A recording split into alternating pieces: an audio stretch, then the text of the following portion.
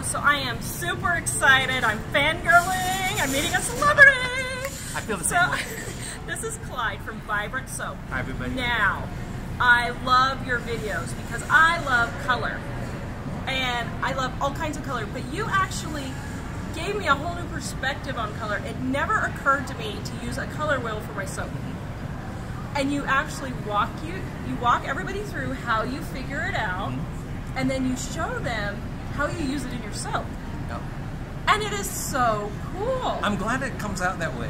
But Yeah. I came from an artist background, so it was a tool that I was used to using, and to apply it to soap it didn't occur to me at the very start.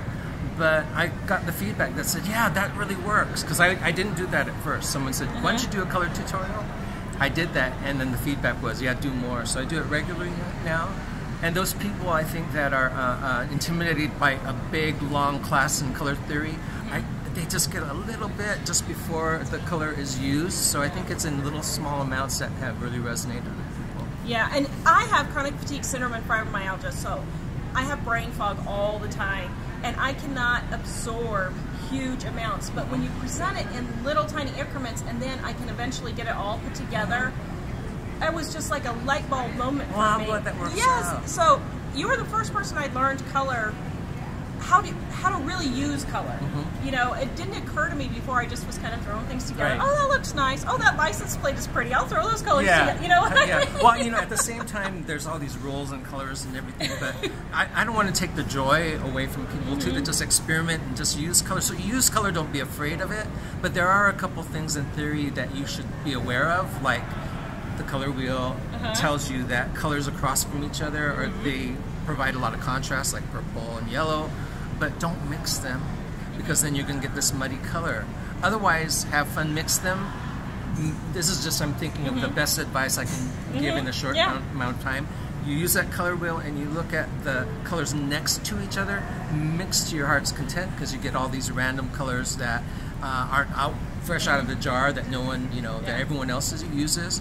So that's my message. Have fun with it and don't be intimidated, but know a couple of little secrets about, like, don't mix those up. So is there any like hard and fast rules? Like for me, it's not a hard and fast rule, but I like to have at least a little bit of white in every bar of soap, because I think it brings out the colors. Do you find that to be true, or is that?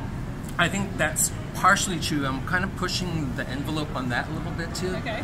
What I feel more is a more encapsulating rule on that is there has to be something for me to make the soap shine that's lighter, like a white.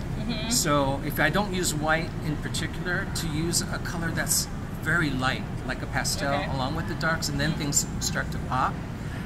The other thing is that if you use that pure white in little bits of it, sure adds that striking light that shines at you too.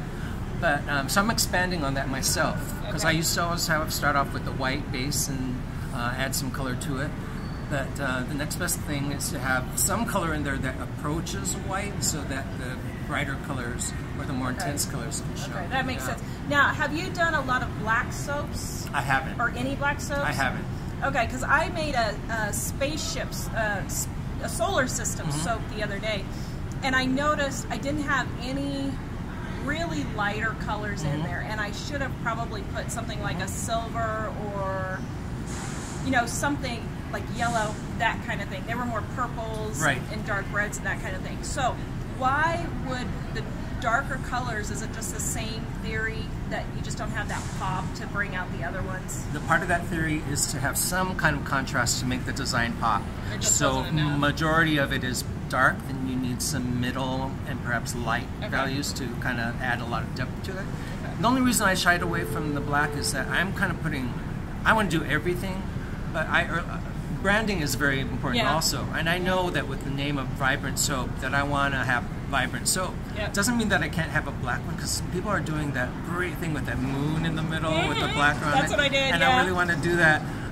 So you can have mainly a black soap and you have a vibrant circle, and it still can fit the definition of the branding for my. I just haven't gotten around to it yet. Okay.